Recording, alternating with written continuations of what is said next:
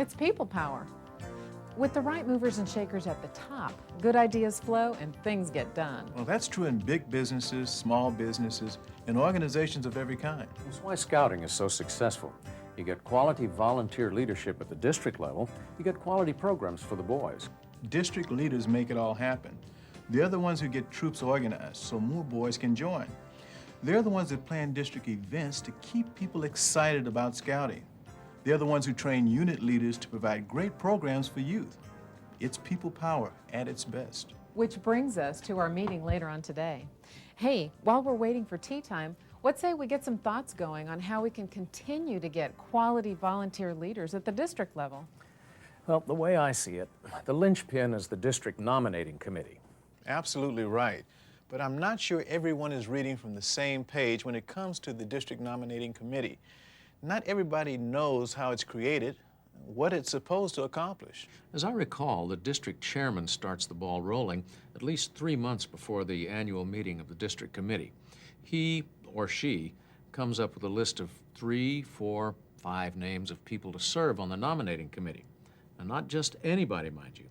They must be businessmen, professionals, or others who are prominent in the communities served by the district. Let me put a fine point on that.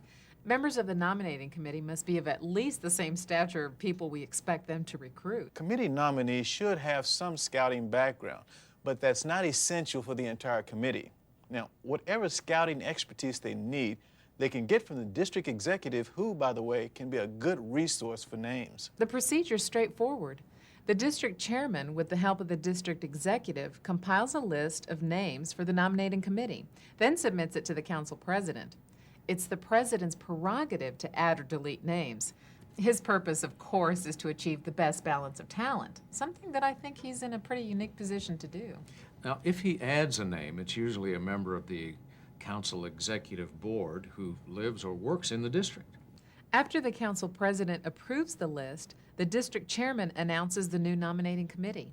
District scouters are then invited to suggest names of prospective volunteer leaders for the upcoming year. The nominating committee is now ready to go to work.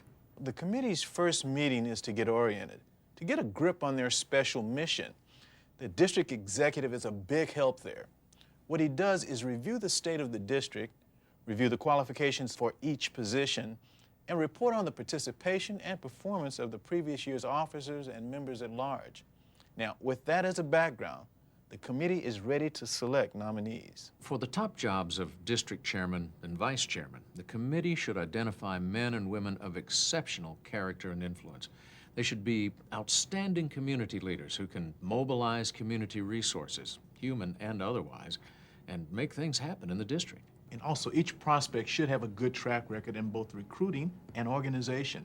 They should be well-liked and well-respected. They should be able to inspire confidence and to win for Scouting, the support and cooperation of business leaders, religious leaders, and educators. The committee must also identify a pool of highly regarded citizens of the community, people of integrity and character, to be district members at large. Some will head up a major committee like membership, finance, program and unit service, appointed by the district chairman to serve in a special capacity because of their particular knowledge and ability. The person who heads up the membership committee needs to have entree to potential chartered organizations, because that's crucial to organizing new units as well as maintaining good relations with existing chartered organizations. The head of the finance committee, for example, should have entree to people and companies with financial resources. Their main responsibility will be fundraising. And the Activities and Civic Service Committee is a natural to spearhead the district Good Turn for America projects.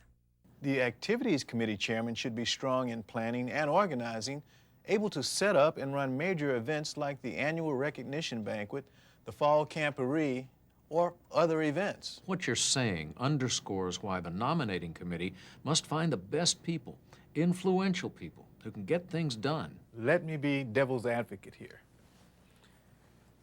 How do you know who will make a good leader? Well, you start by reviewing the duties of the position, and then you find the best person with the expertise to carry out those duties.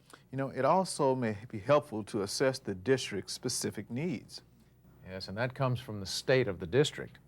You look at where you're at, decide where you want to go, and determine what it'll take to get there. It's a matter of evaluating your strengths and weaknesses. You keep what's working and replace what isn't. What you replace it with is something or someone better. Exactly. If you find that your fundraising is less successful than that of surrounding districts, you've identified a weakness, a problem. So you look for people who are good fundraisers. If your district is loaded with churches, but your church sponsorship is low, you've found another weak area. So you look for people who have good connections with the religious community. You know, that's the trick, matching skills to needs. And that's the job of the nominating committee. Well, part of that job is to make sure the district committee reflects the special diversity of the population groups which it serves. So it's important that the nominating committee have the right people to obtain this diversity. You know, when you think about it, the nominating committee holds the future of the district in its hands. It determines that future by the people it nominates to be officers and members at large. Nominating the right people is only part of the process. Members of the committee also have to recruit the nominees, get them to agree to stand for election, and to serve if elected. You know, experience has shown that the best way to recruit is to recruit in person, face to face. I mean, carefully selecting the time and place for the meeting. You know, somewhere that's quiet and without interruption, and choosing the right people to be there. Well, you should approach each meeting as you would making a sale, because that's exactly what it is.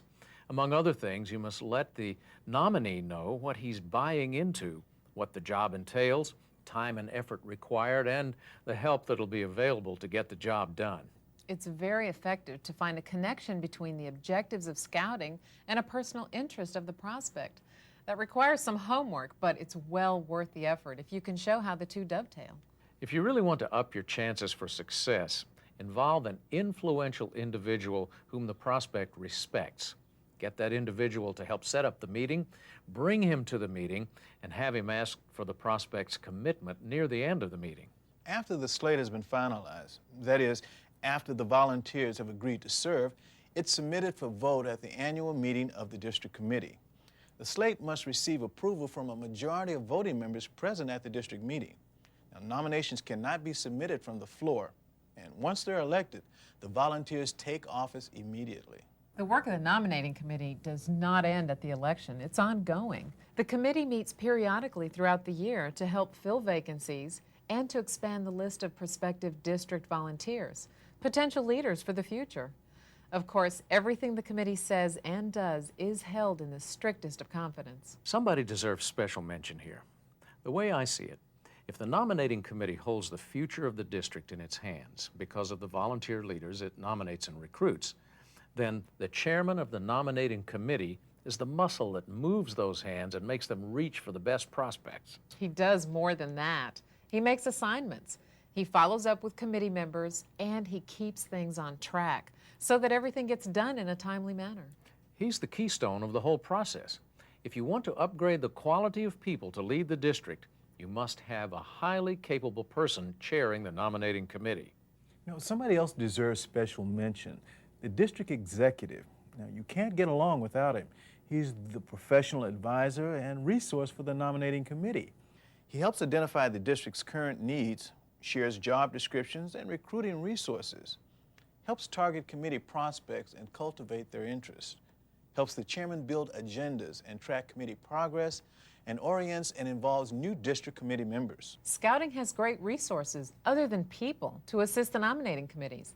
There's the District Nominating Committee worksheet, which includes the district election procedures, videos on the highlights of district operation, and recruiting district volunteers, and highlight books for prospective district chairmen and district commissioners. It's important to remember that the nominating process is not something automatic or routine, but a great once-a-year opportunity to significantly shape the future. Like I said earlier, with the right movers and shakers at the top, good ideas flow and things get done, which is why Scouting has been so successful. Quality volunteer leadership at the district level translates into quality programs for the boys. It's people power at its best.